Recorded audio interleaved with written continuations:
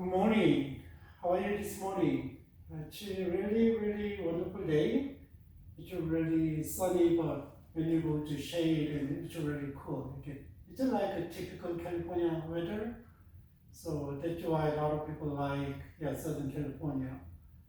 But somehow nowadays it's pretty humid, so not like others. And when you stay home and like after 2 o'clock to midnight and whole day, the air conditioner is running. It means that when it's pretty hot, even though outside is kind of cool down already, but still inside it. Think about during the daytime, heat is kind of heated like whole day, and then cool down is kind of slow. So it's really hot nowadays. I hope that, but still, it's easy to get a cold, catch a cold, and during the daytime it's very hot, and during the nighttime it's still hot. But when you go to bed, but still maybe it will certainly cool down, and there's temperature differences, and then it's easy to catch a cold. So few days ago, it seems like I caught a cold, but still I took the vitamins and the Advils and getting better. So I hope that you guys take care of yourself very well. And nowadays, COVID, your population is getting growing and growing. My wife told me last night, and it first infected patients getting more and more. So I hope you guys okay, and whether here in your countries, and today we're gonna talk about person-centered therapy. So this therapy is a little bit different from the traditional therapy.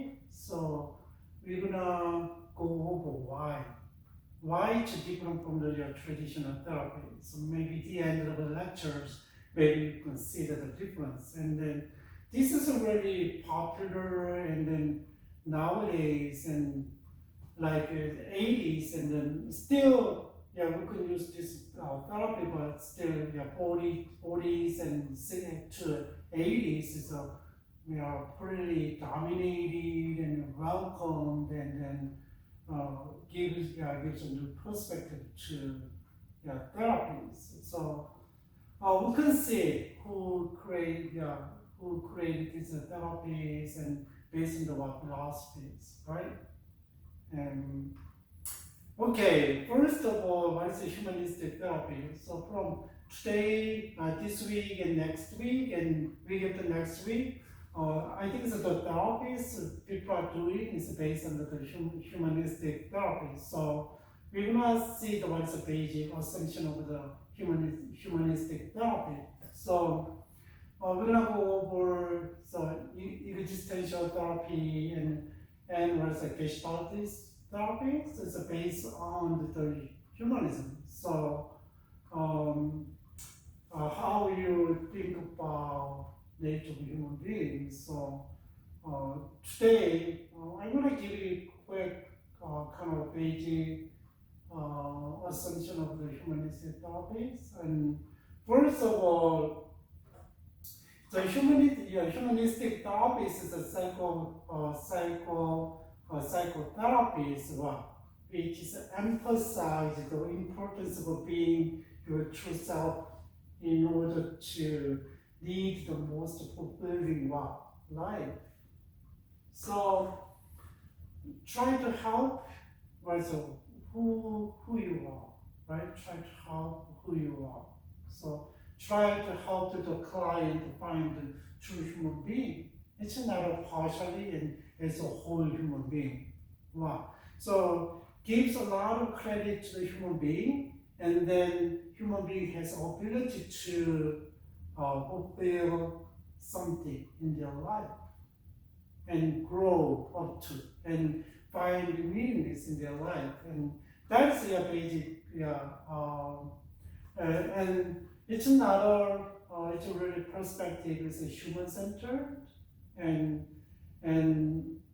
it's not from the other perspectives, like a theological perspective, right? And so the basic principle is that everyone has their own unique way of looking at the world. It's reasonable, but we don't talk about the nature of the human being, but still, if you see the human being as a theological perspective, especially from the Christianity, and then human being has a simple nature, sinful. But this is everyone has their own unique way to looking at the world. But still, even though we have a simple nature, and then still they have a different personality formed, inborn, innate, and formed influenced by the environment, right? So that's why people can impact on their choices and actions. And I have a unique person, right? And Bible says that people are born fearfully and wonderfully. Like this. That's why we don't say that even though we have a simple nature and human being, but still everybody is different. So I have 2 daughters. They are very different.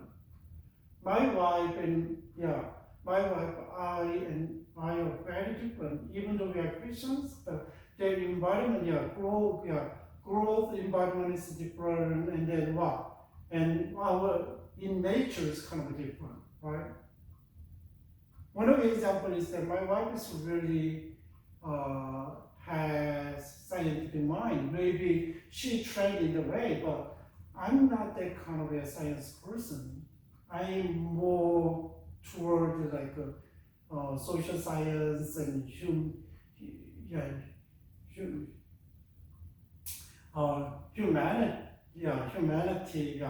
So a little bit different, but in certain way, even though she's really scientific, but sometimes approaches some subjects really different. Think about exercise. We got started learning the golf, and then I already started a little few years earlier than my wife, and then after that, and I learned the basic things, and then I tried to help my wife, and then I figured it out little by little in my way. I know my wife is trying to figure it out, but sometimes my wife takes more time than I do, right? There is a difference though. And I always say when she tries to putting, and then, you are good at physics. Think about physics. Do you know how much curves, how many straight, how many forces there, how much force is there? You gotta calculate it, you gotta feed it, but this is different from the paperwork. You draw the pictures on the paper, you could calculate with the formulas and application, but in real setting, a little different, right? That's a difference. Everybody is unique. Even though, think about some other really genius at some topics, but not everything. Maybe they are lack of a social relationship and lack something else, but they are really good at something else, right? Everybody is unique. So while I raise my kids, and then I always told them that sometimes they're not smart, really people are smart, and sometimes they are less smart than you guys, but they have something unique, so you gotta respect them. They try to do that. So we went to the mission field a lot, and short mission a lot, and to Mexico, and we go to inner cities, and then we go to really remote Indian villages, and the people really struggle with their life, and sometimes they're not hygiene, and it's hard to approach to them because of smells, and then it's really not clean. But I already told them though. If you don't live there and you don't live there, so you don't know what's going in their life. Your perspective is totally different from their perspective, so you gotta respect them when you go there, when you try to play with them. That's my emphasis. We have maybe humanistic perspective, maybe the therapy. So humanistic therapy also involved in core belief of people are good at heart and capable of making right choice for themselves. They cannot make all the time. They cannot make the right choice all the time, not always, right? So people are good at heart. It's a little different from my understanding, but still they believe that's a core belief, right? And capable of making the right choices for themselves. They have a capability. I agree with that, right?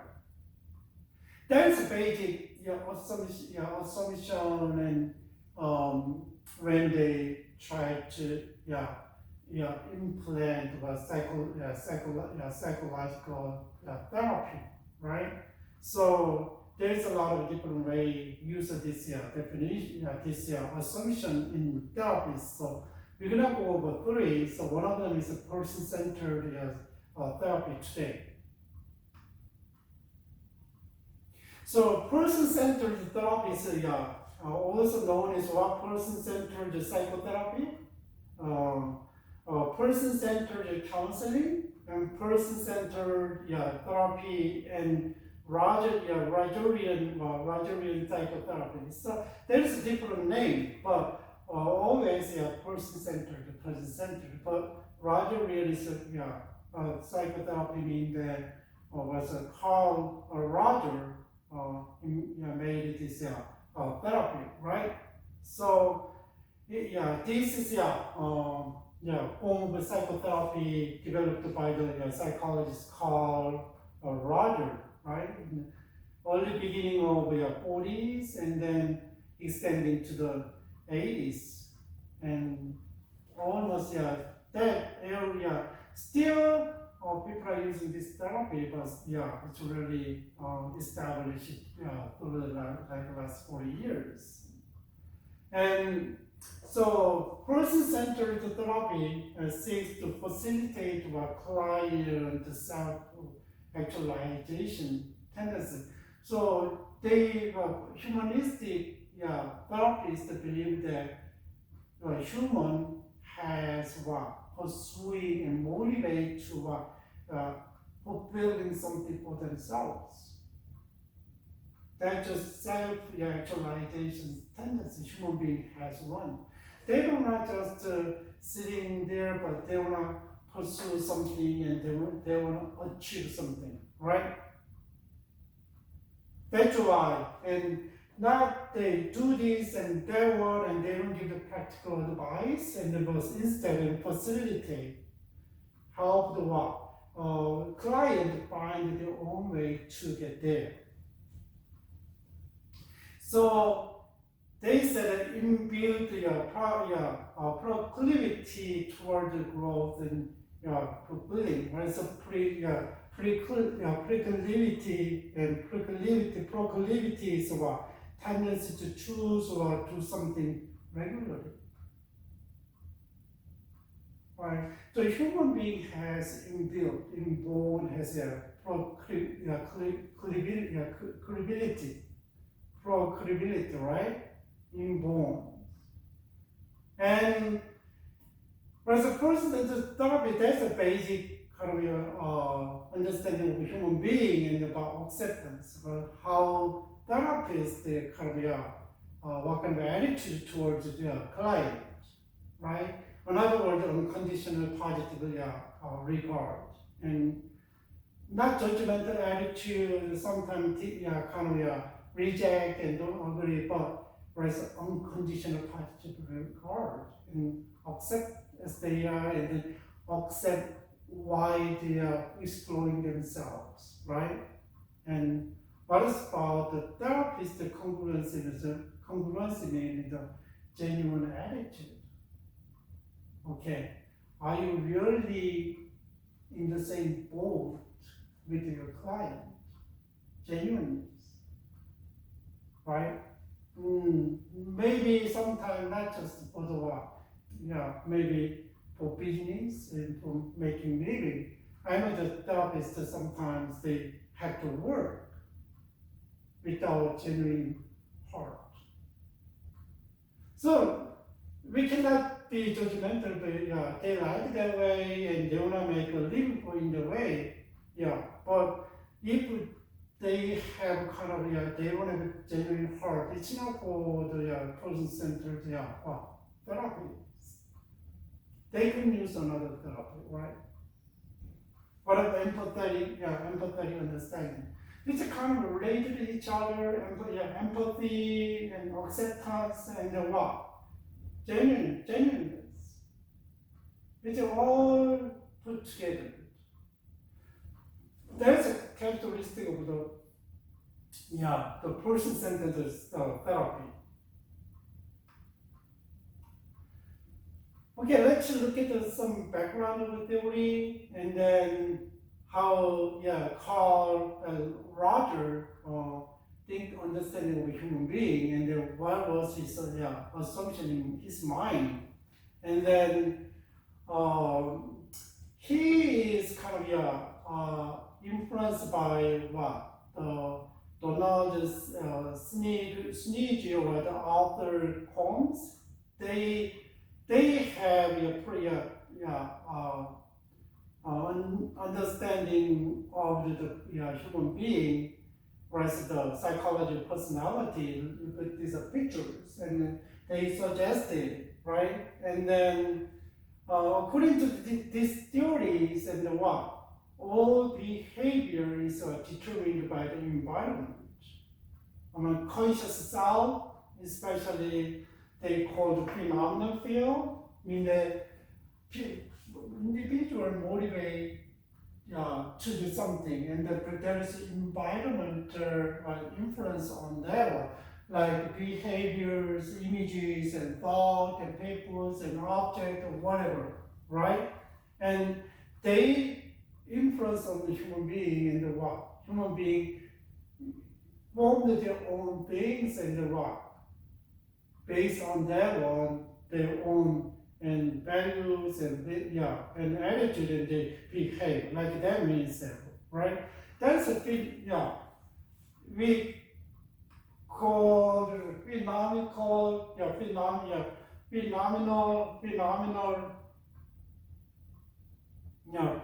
phenomenal field, right?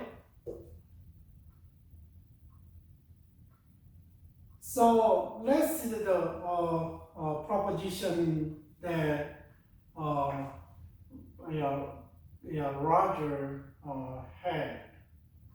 Here is all individuals, the organism, individual, because Carl Roger, when I see the human being as a whole, not a part of the society, not a part of the family, the system, right?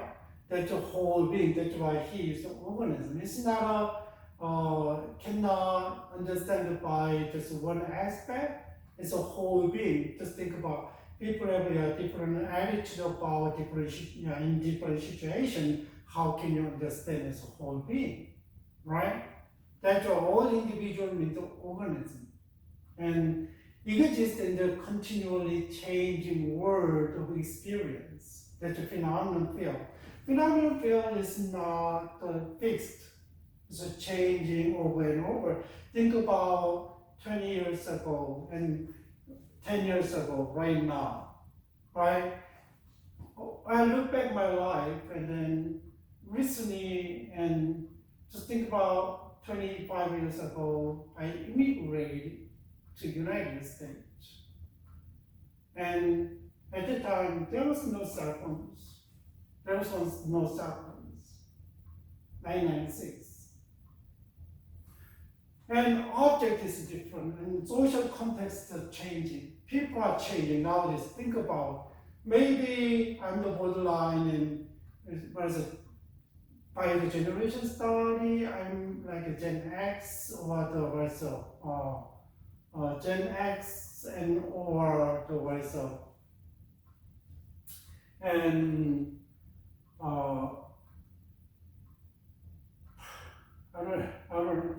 people the Gen X and then what is it called? I don't know.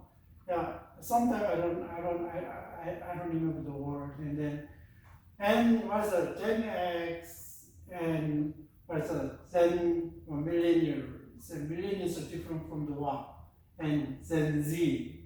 And when a scholar study about the generations, certainly kind of the population is growing in the period, certain period, like millennials, like depends on the scholars, and 75 to 2090s, and depends on the like 1980 to 2000, between approximately before and after, a little bit different, and then so population is growing suddenly, right? Culture is changing, right? Something is a big incident is happens, like in 9/11, right? And technologies developing. Some things are different though.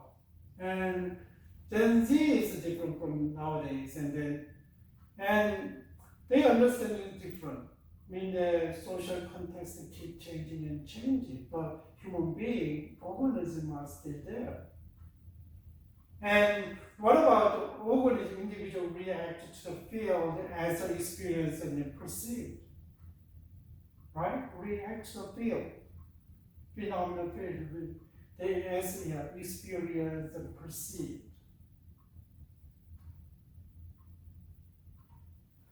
So what is the perception field? And then the iron is kind of, even though they are changing as a organism, well, organism sees what? That's a reality. Reality is there. Okay, I'm living in now, 2022, that's a reality.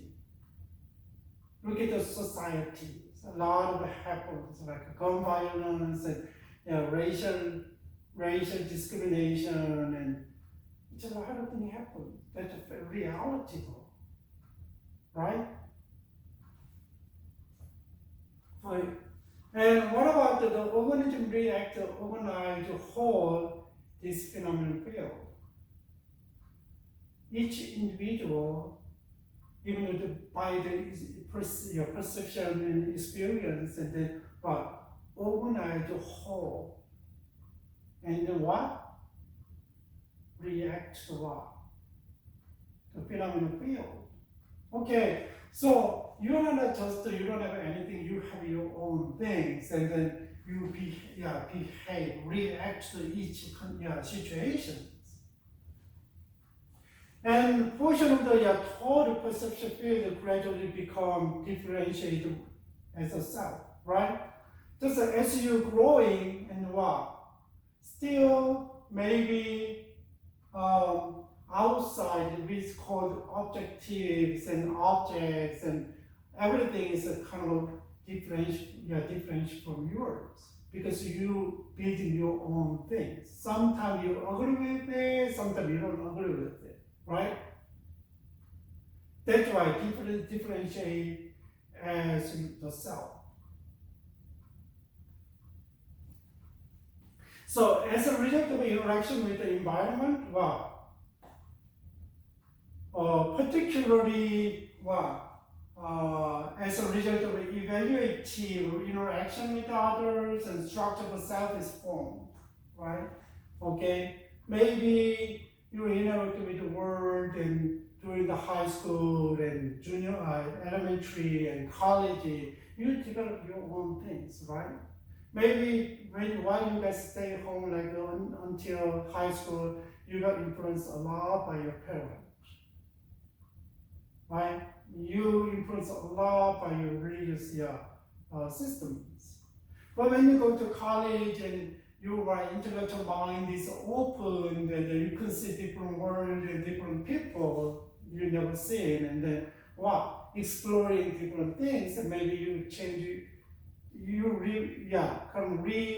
form yourself again, or restructuring yourself, right? That and kind of keep changing, but maybe getting older I think it's getting older and older, reconstruction is harder.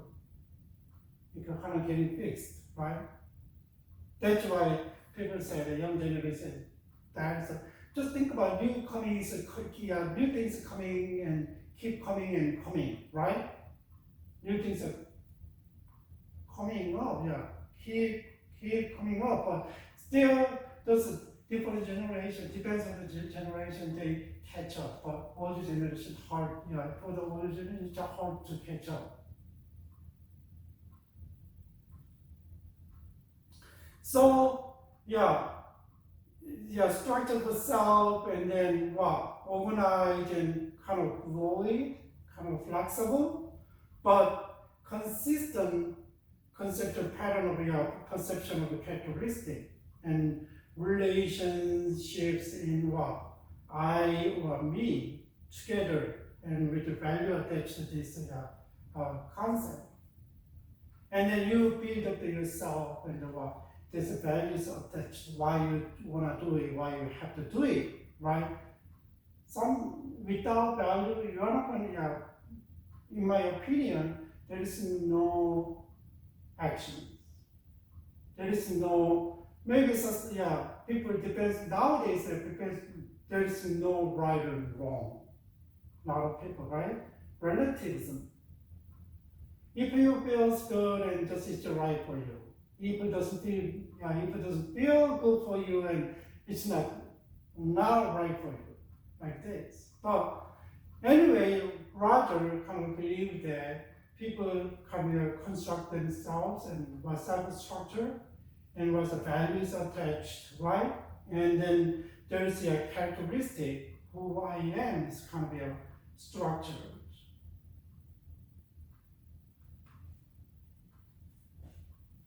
So here's organism has one basic tendency and striving. Basic tendency meaning the human nature, actualizing and maintaining enhanced experience of organism. Next, try to maximize myself and try to do something higher, like this, and it's like this, and then. If you why people are pursuing a higher education? Maybe comfortable life, and maybe everybody's a different law, right? That's why actualize, want to fulfill something, and maintaining and getting and develop more and more, and enhance the experience of organism. The best vantage point for understanding behavior from the internal frame of reference of the self-individual. So, when you understand the humans, the people's behavior, from there's internal frames. I don't know whether you guys heard about the worldview.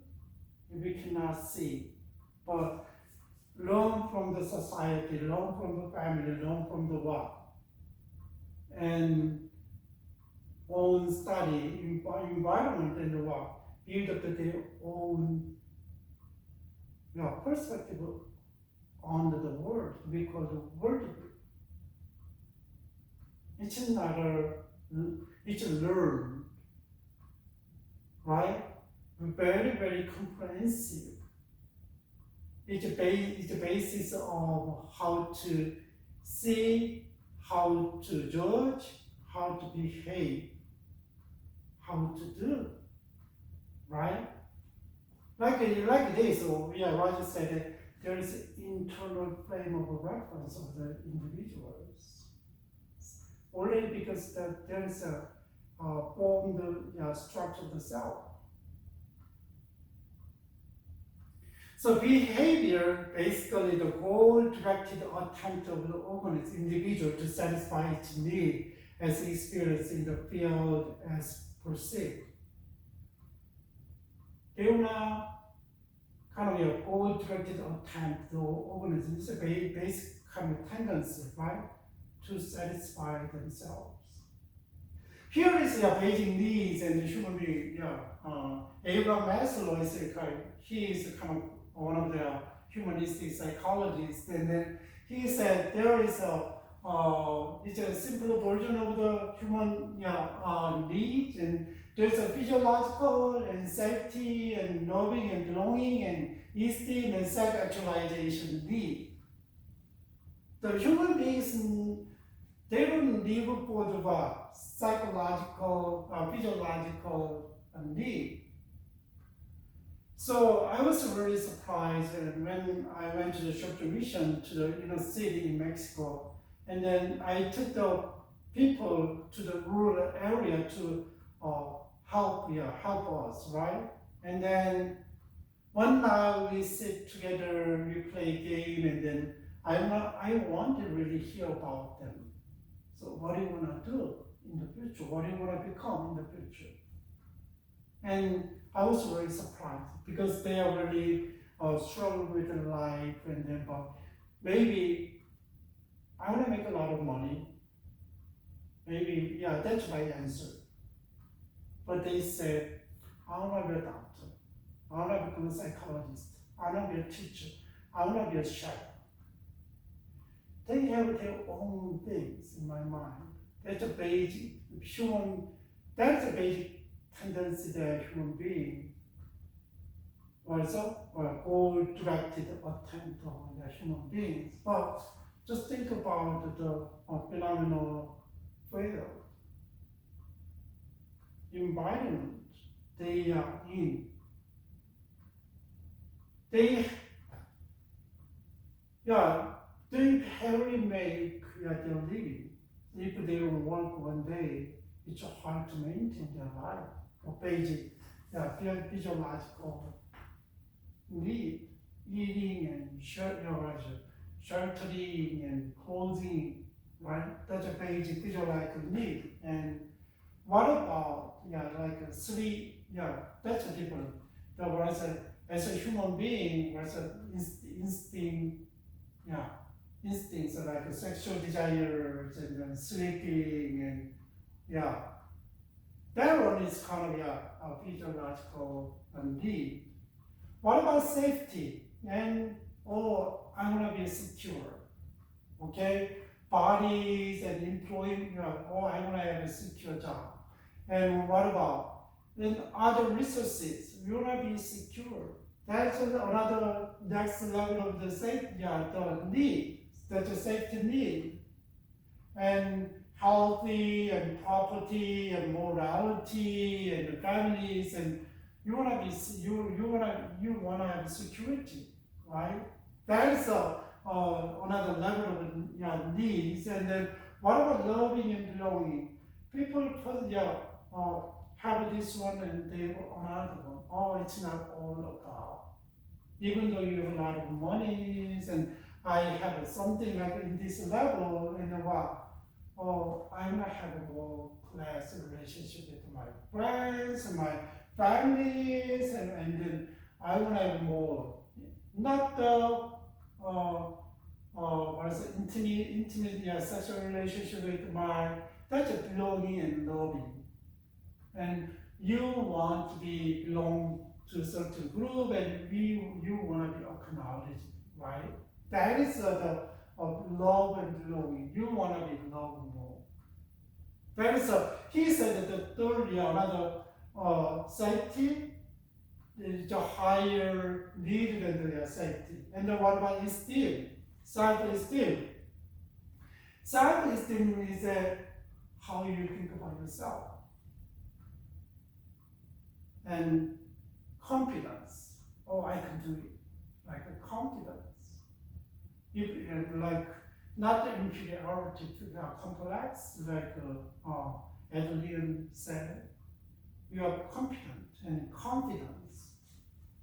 And what about, and then, oh, you have some achievements. What about, and respect of others, and respect by others. That's a self-esteem. Then that's another level of the need. And then after that, also even ultimately your need. Self-actualization. Self-actualization is a higher morality, standard, and what? Creativity. You can do not the ordinary level and more different level. You can do something. Like just think about designers, car designers, and programmers like this. So you want to do your own things, and then with that one, maybe satisfaction is coming to you, right? That one is a self-actualization, and you can solve a problem naturally, and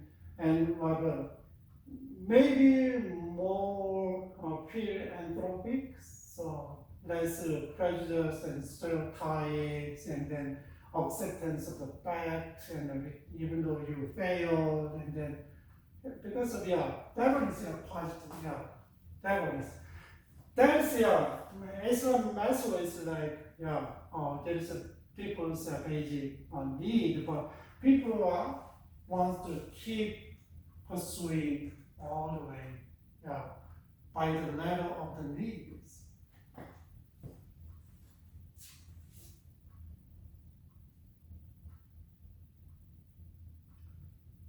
So there is not just when you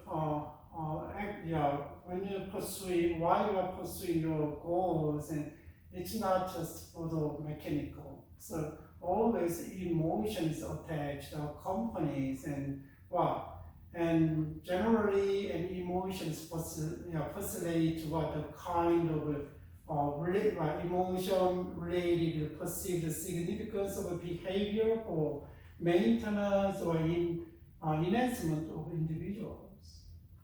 Okay, still your emotions there, whether you maintain or enhance yourself, whatever, and still, but emotion is really significant, right? That's it. So even emotion, on the top of the emotion, were values attached to an experience. Not just the emotion, your values. So the values that and the values that are the part of the self-structure, how can you react? With anger, or step back and calm down yourself. Maybe compassionate or ignorance, like this. That's values. And the values are kind of experienced directed by individuals, organized individuals, and some case the values were projected and taken over from the others, right? Introjected inside. You gotta kind of yourself, and then from the others, influenced by others. But all the time, values is different. Nowadays, the relativism is really kind of dominant, and then just think about traditional and values, right? Biblical values and traditional values, and then every society has different values, right? Our society is cheating is really bad, but some society, different society, cheating is really good. Interesting, different values, and in the society, in the context of the culture, and then the values kind of distorted, right? Just think about virtual value in virtues in this society, right? Be honest, right? Honest. But a little bit the concept of honest a little bit twisted.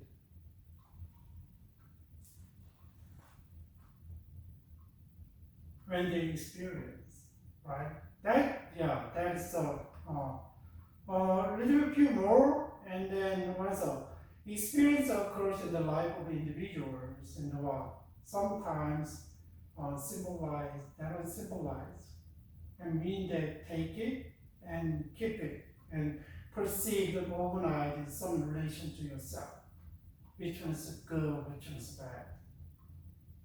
And ignore it because sometimes your experience was ignored. There is no perceived relations in circle structures. Okay, it's not that important, and then just ignore it.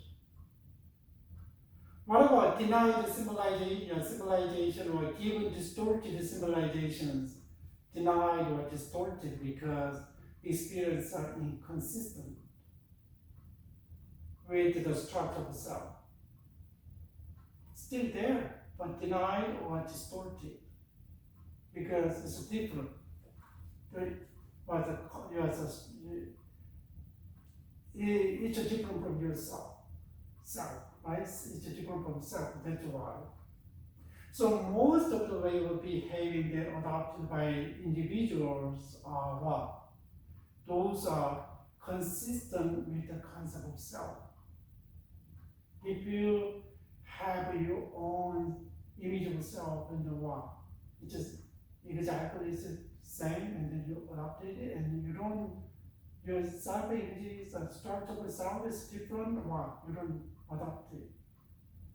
That is his basic theories, and then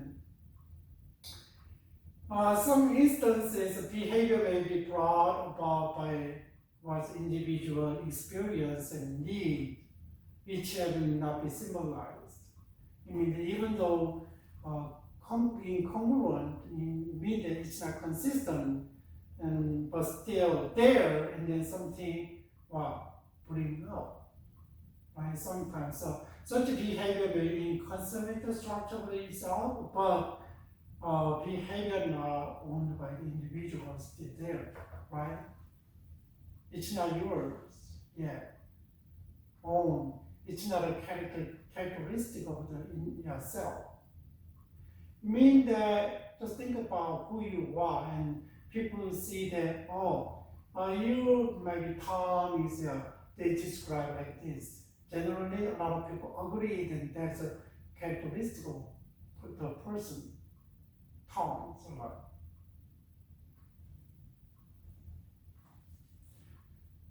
so sometimes you have your own, you have your own things, but still sometimes you take it or not and completely organize into yourself, and it's not a consistent, right? It's not a consistent. It's there, still there. So psychological adjustment exists, but still you can adjust it, even though it's not congruent, but still adjust. When concept of self is all the sensory and with your emotions, your experience of the individuals, right? And assimilate symbolic level into consistent relationship with self, concept of self. Still, it's possible. Your sensory or your inner feelings, visceral experience, right? That's the big things, and that's why people can adjust and then pursue next step of their life, goal, right? Growth. What about the last one, the psychological maladjustment exists, when it's denied or when it's a significant sensory visceral experience, right? That is a maladjustment, and it's not consequently not symbolized and organized into self-structures yet. That is the maladjustment. And still there, people a lot of struggle with. We'll consider the basic concept later. So any experience which is inconsistent with the organizational structure of self may be perceived as a threat. It's not, you cannot agree with it, and but still there, and then perceived as a threat. So the more of this perception are there, the more rigidly self-structure is organized and maintained. So another word in psychoanalysis is there is a defense mechanism, right? You cannot express yourself freely, and then you cannot do your own things freely. So look at this, under certain conditions involving primarily complete absence of a threat to the self-structure, experience may be perceived, examined, and structure of self revised, assimilate, and include such an experience. If there is no any threat, right? That's the process of counseling. If you are always under threat, then it's hard to do that. But what about counselors who is genuine attitude and fully accepted and accept the client and they can work a little bit, there is no judgmental and kind of accepted as the client is, and then try to work on, right? So develop kind of reformed self, or just reconstructing structure of the self, little by little. So the individual perceives and accepts into one consistent and integrated systems all his sensory and then visceral experience, and what happened? Then he necessarily more understanding of others and more accepting others as a separate individuals, accepting themselves, accepting others. That is a mature person who really grew and a person, right? That's why it's really important. Who you are, thinking about who you are, and then know who you are in terms of actual in reality. So as the individual perceived and perceived into self-structure more and his organic whole experience, and he finds his replacing present value system, right?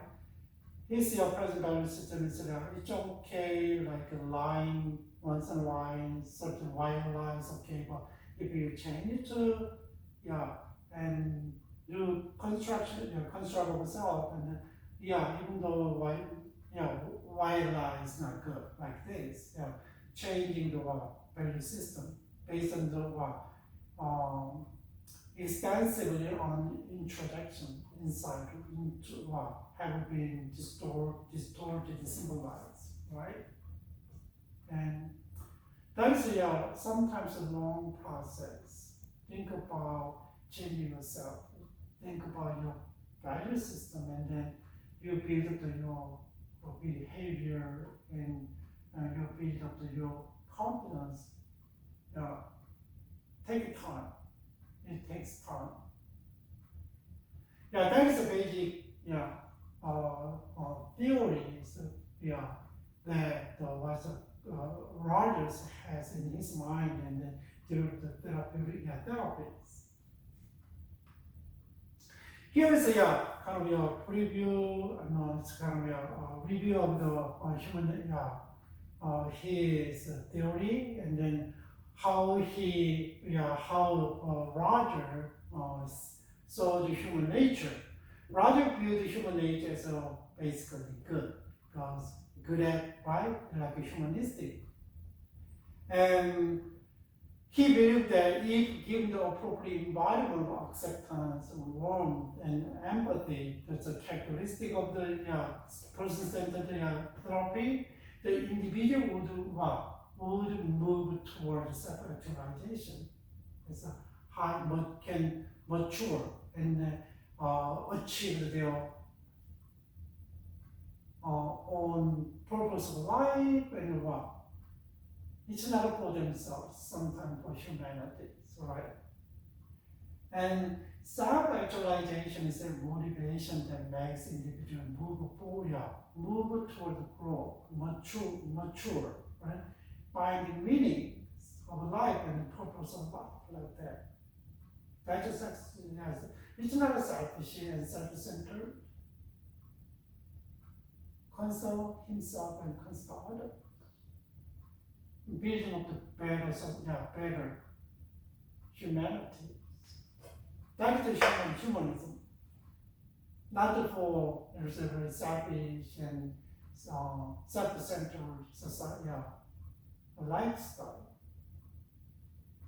The person-centered is considered as a phenomenological psychology where the individual's perception of realities and accept the reality of individuals. So,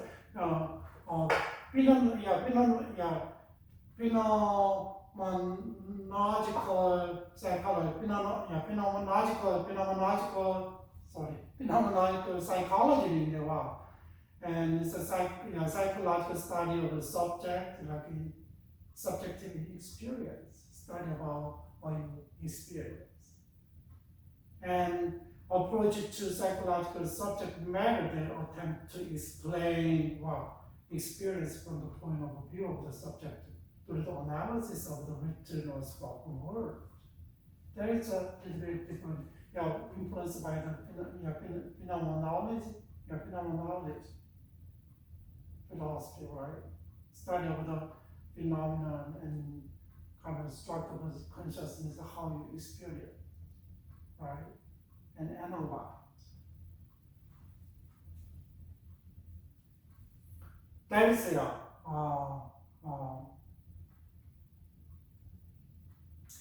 and human nature is really another word, and just think about how you react to the environment in the context. Past, maybe past influence you, and then that's why you structure yourself and then construct yourself and then react in the situation right now. So person is referred as a self-theory. This one, right? Self-theory, because Rogers' emphasis on the self being as a result from the person's life experience and person's awareness of a comparison to others as the same or different. That's why self-theory is. The structure of the self draws behavior. Sometimes react, sometimes agree, right? And different. So that's why people say that self-theory. So here is again, and the Roger believes that most people will provide conditional acceptance as children, and which is not good, which lead them to behave in ways that would assure their acceptance. Always that I don't know, it's a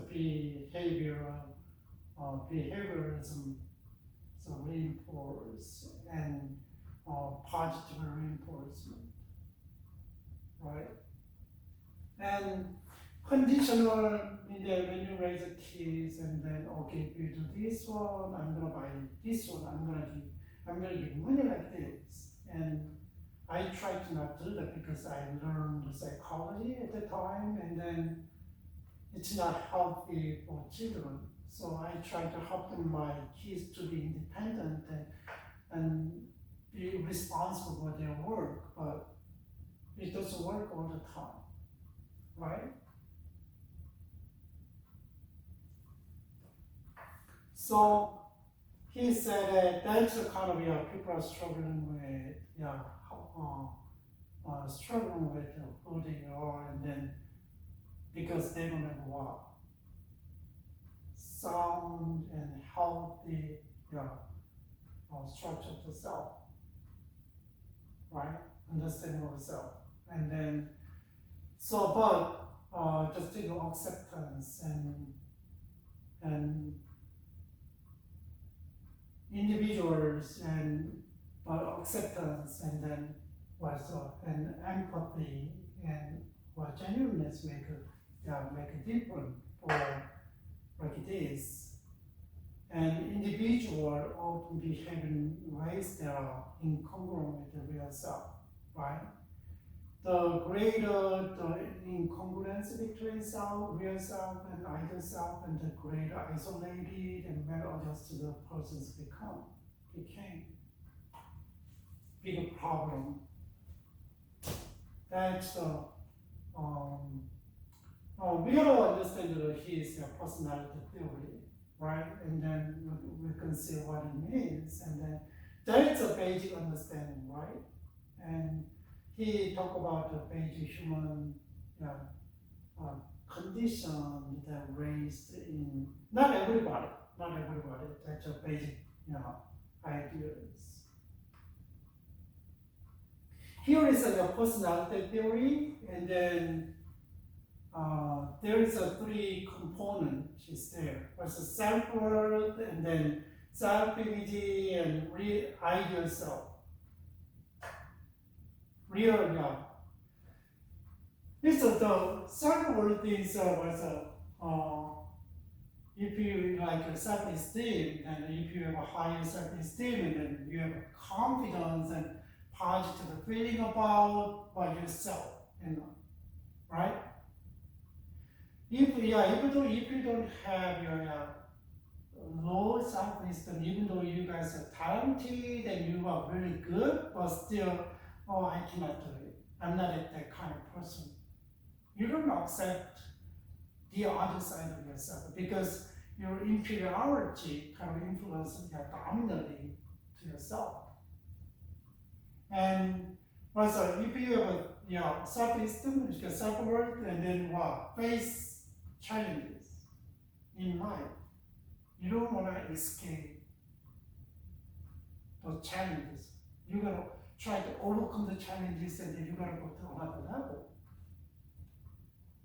right? And accept the failures and unhappiness at times. If you don't accept the failure, what happens? Depressed, eventually. Okay, I'm a human being, I'm not a perfect person, and I try to do something and I can fail, right? If you don't, maybe be a perfectionist, and then I should maybe it's your heart, I shouldn't have done that, right? I should have done, maybe, but okay, I have a pretty good high self-esteem. Maybe my ability is not that high, that's why I fail. I made a bad choice, I fail. I'm not perfect, I fail. Maybe I'm not, I don't know, I made a misjudgment, I failed. Just acknowledge the failures in the past, right? You could fail in the future too, right? And open to the people, because you are very confident, open yourself, even though you have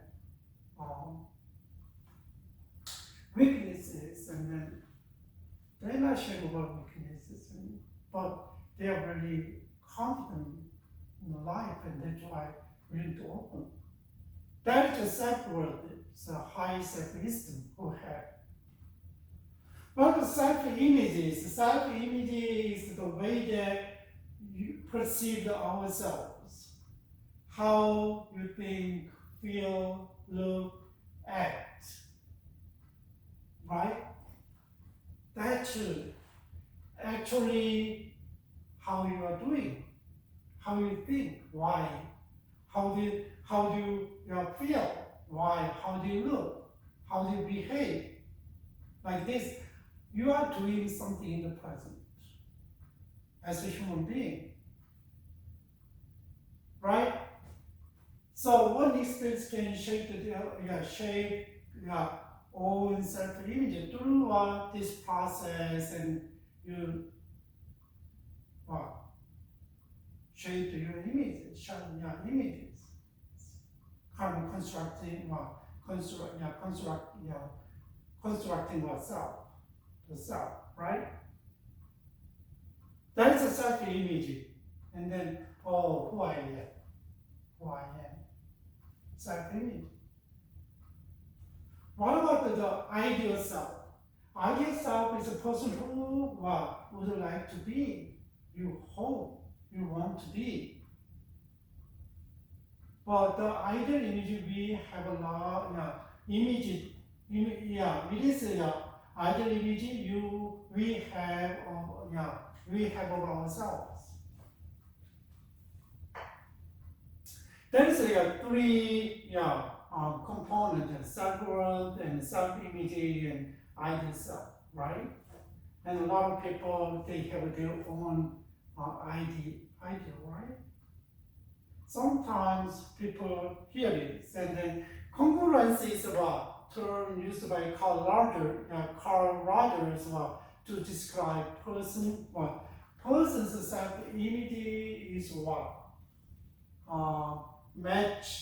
matches with their ideal image, and then that's congruent.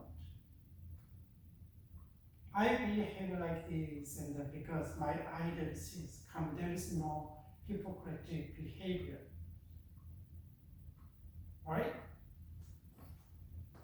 There is a congruence of ideal self, yes, congruent, but rather believe that person rarely achieve the complete congruencies and everybody can something with this congruence.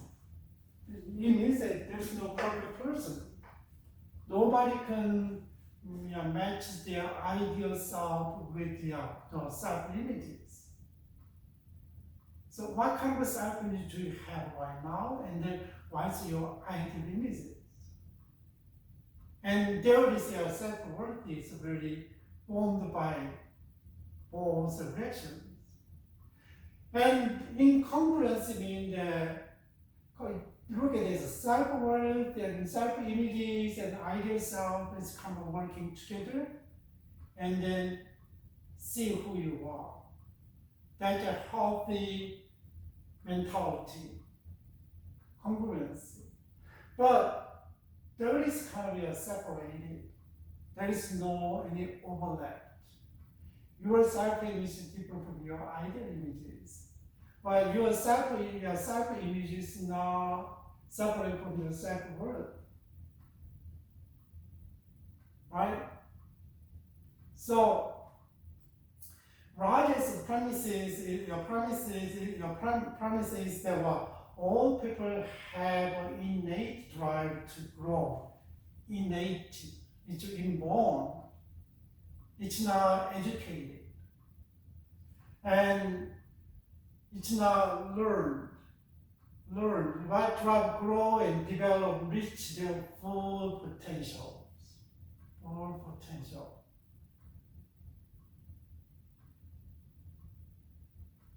That is the basic idea. To achieve this, we must in the state of congruence like this. And then you can do it. And if your image is different from your ideal, and from there's no any self-worth, and then you cannot achieve inborn, inborn drive you understand, right? That's a basic understanding of personality theory. But we gotta know that everyone is not perfect. So, and person rarely achieves complete congruence, right?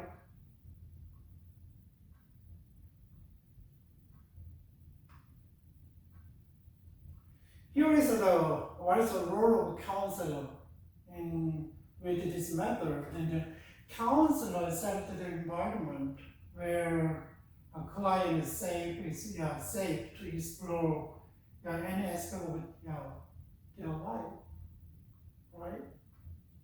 That's one of the jobs. So another job is to facilitate the exploration through the special I and you relationship with unconditional acceptance. That one is two very important things. So if you not have empathy and if you not have a genuineness of the other's problem, you cannot take this method. Another role is what? First, the counselors use psychological testing on a limited basis. Maybe you can, there is like a Q sort, and then maybe you can see, but they don't really they don't encourage you to take that one as it is. But usually the Q test gives indication of the incongruence between the perceived self, real self, and ideal self. That is a wonderful diagnostic. It's not. But he said that the use for the counselor, the use of the diagnostic test is discouraged as incomparable with the classical view of the individual as a unique, right? It's not compatible. So diagnosis places a counselor in the position of authority and impose a treatment plan. That's all.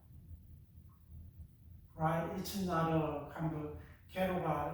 There is a lot of and diagnostic. And I try to look at this, and then already here, and then you can see the whole set of like 100 questions, and then like a sample description, and then I'm capable, I'm dependent, I'm other like a mark. It's just not a test, big test, right? But trying to do that. So we can really emphasize the uniqueness of a human being. So that was kind of standardized kind of test, and it's not recommended, but still you can see, you can get some benefit from that one. What about the goal of this therapy? In person, it does a person-centered theory directly concerned about individuals, right? And then it's not a group of people, individual, directly, right? So counselor is a realistic self-perception, okay? Help them to get the realistic self-perception versus self-image, ideal image they need to know.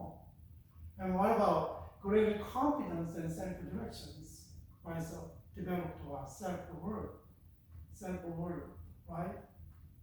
And then sense of a positive world, who I am.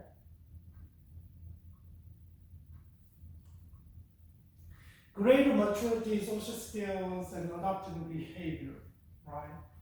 Help them to understand who they are, and then try to be mature and accept failure and successful and develop the social skills and or just behave. Mean that you gotta really construct the values and you gotta do. They needed to reconstruct the values, and they needed to kind of adjust their behavior. Just the behavior before and after should be different, right? What are better stress in coping?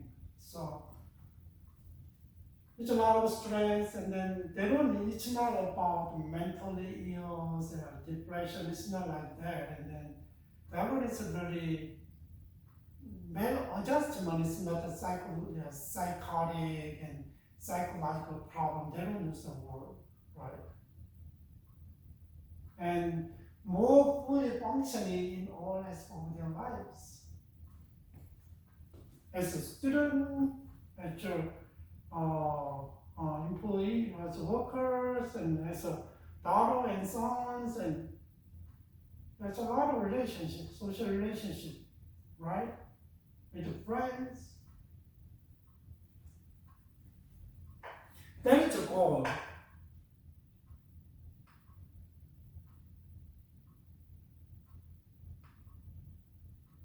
So what kind of techniques people can use, therapists can use? And so techniques kind of developed as time passed by. So, and here is 3 periodic times which different technique was stressed by Rogers, right? And Rogers, and there was a first in like 40s and 50s and non-directive period, meaning usually the counseling before it's a Christian counseling is based on the word of God and give them guidance or directions. But this is non-directive. So in this period, the theory development and the counselor focus on the listening and creating a permissive atmosphere, just creating a permissive, empathetic and empathy, right? And then counselor did not provide interventions.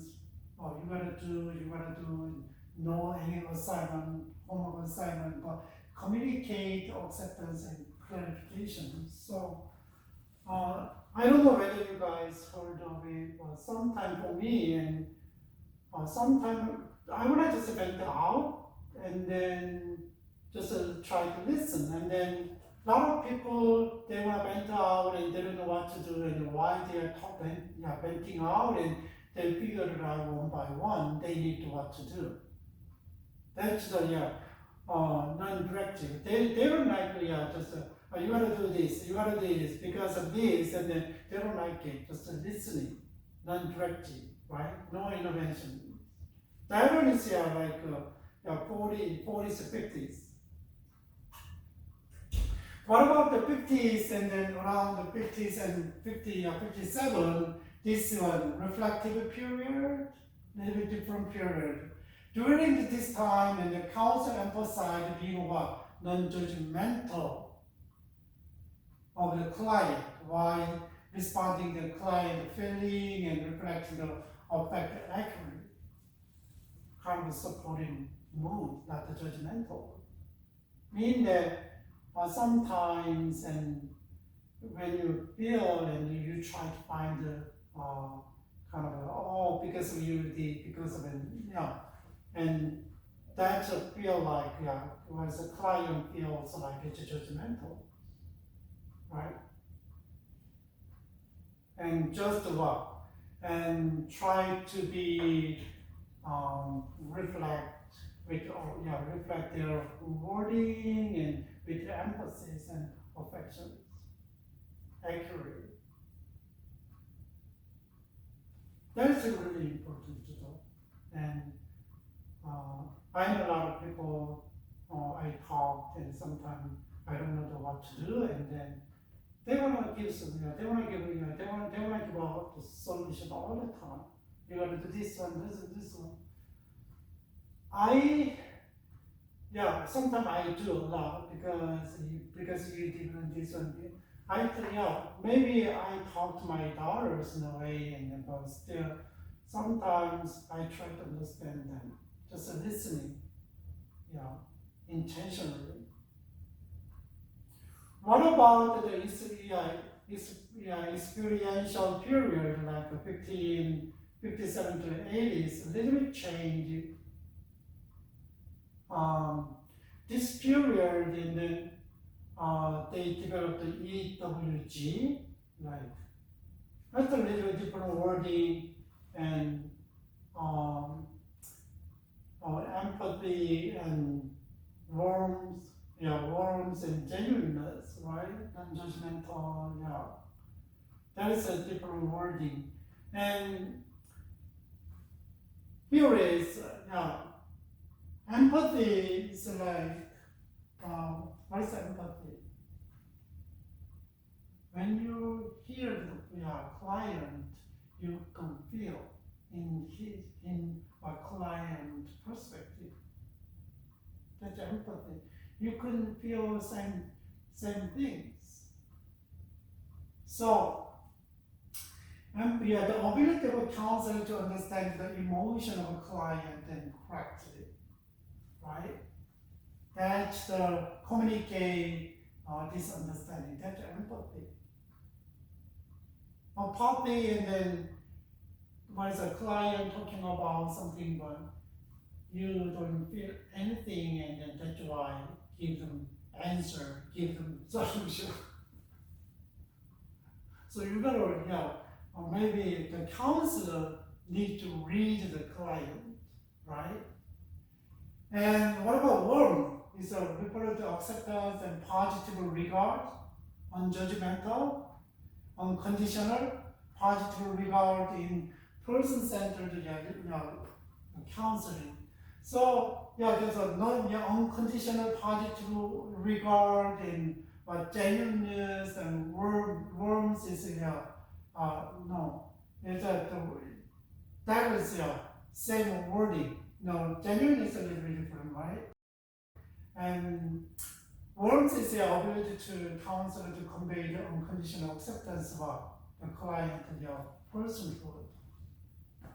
Okay, unconditional, it's not easy. But what about the genuineness or congruence? Congruence is the ability to be one who is really is without assuming roles and factors.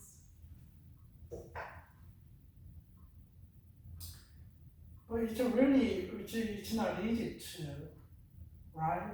We always try to think about and drawing a picture while you talk to the client.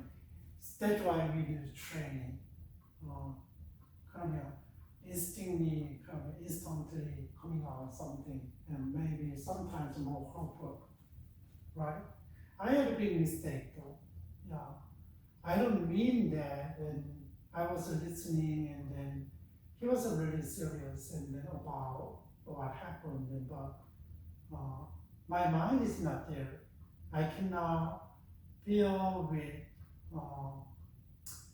what he experienced, because it's a really totally different my lifestyle, and then he was really bad later, and then I was really and later on I'm so sorry, and I apologize for my attitude, but it's I wasn't completely with him. It was a big mistake though. Later on, I'm so sorry, and then he accepted my apologies. Thanks is really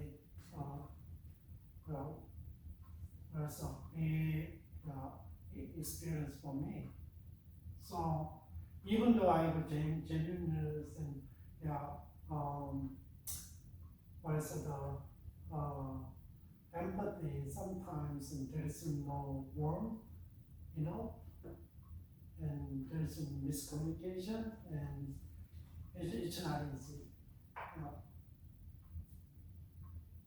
So counseling helps the client to the accurate, meaning that you're gonna breathe with, I can say breathe with the client, and accurate reflection of feelings, and keeping the client focused on the concern, not the problem, concerns and clarification of the failing information. Don't assume, right? That's why I really pay attention. Counselor is open-ended question or the ways to help the client gain insight into experience and necessary change in their life. So open-ended question means that maybe you can bring some question and then while you have your sessions and then something kind of open and then give them some get insight and you can do some different questions, help them kind of dig out the concerns and then get some insight. So there's a basic kind of technique that it's totally different psychoanalysis though. There is no specific techniques, right? Maybe counselors can have qualifications for this therapy, training. So that is your person-centered and traditional and counseling is different. Just think about it. Person-centered is really client-centered, right? Trying to listen to the client, but whereas traditional is who leads the counseling? Practitioner, counselor, right? This is not counselor, it's person-centered. Maybe you could questions. What about his strength and weakness, and then try to strength-based meaning what understanding about human natures, right? And what is the human nature? Human has kind of they have there's a drive to be grow and right? Fulfill. And this one is problem-based. So this one is if your client coming out and listen and what's a consult and then see, right? And then what about skill acquisition when there's this big focus and then what's right? Focus is already different though. How can you enhance yourself, right? And that one is common, very different. How can you each from the clients? So already, a lot of people, the client has something, and okay, you don't have that one, right?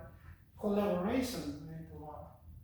Working together for who's together lead more the whole counseling client or a professional this one is not a client but who know all things skills and how to diagnosis and techniques and therapists. So this one is a little bit community integration, but we don't talk about community ones acute treatment. And community means that we just think about phenomenal field, right? We have environment and we construct the self in the environment, right? That's why. And what about quality of life? Was a need of their basic need, human's basic need. Where is the human's basic need, right? And this one, cure and amelioration, so improvement. What about the community-based and this facility-based? Because you gotta work, you gotta go out, and this session is not a treatment session, and come back and talk and live a life outside. And this one is a specific setting, you gotta do it. Focus on the really hard problems. What about empowerment and choices and depends on the skills and knowledge? That one is how can we empower the client and how can help them to make better choices. This is person-centered, Darwin is really problem-based. Darwin is a strength-based. It's a totally different approach, right? That's why we call it humanistic. And then least restriction and episodic and depends on. And what about preventive and reactive? There's a differences, person-centered and traditional-centered. And then just think about, I don't give you a lot of different things about specific examples, and then based on what we learned, and then you can, I hope that you understand what's the difference. And then last, what is the person-centered approach is really influential though. Education and company and what is academia, like here, and philosophy and anthropology, ontology, ethics, and then also theology, and then what about mysticism, and then art and media and communication and management, already we did, and then there's a technology and medicine and health and intensive care, and then just think about it. It's all over the area. It's to relate to our life, and then we can use this approach, right? And there is a lot of this. Can you see that one? Study confirmed in part and study, that one is they apply this method to other area, and then studied and found how effective, right? And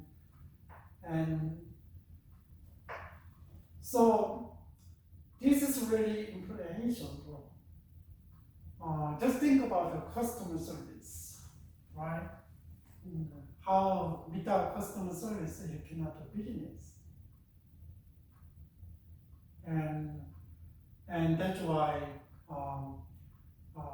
if you are running business, and then it's really good customer service and return and refund, and then maybe good rating, and you can kind of attract the other customers.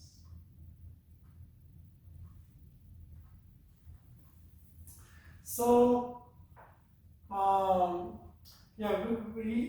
even though you don't agree with the basic nature of the human being are good, and then still you can get a lot of insight from this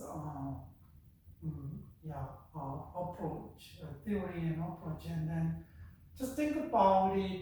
How humans are different, right? The basic one of premises, and people are unique. But if we are really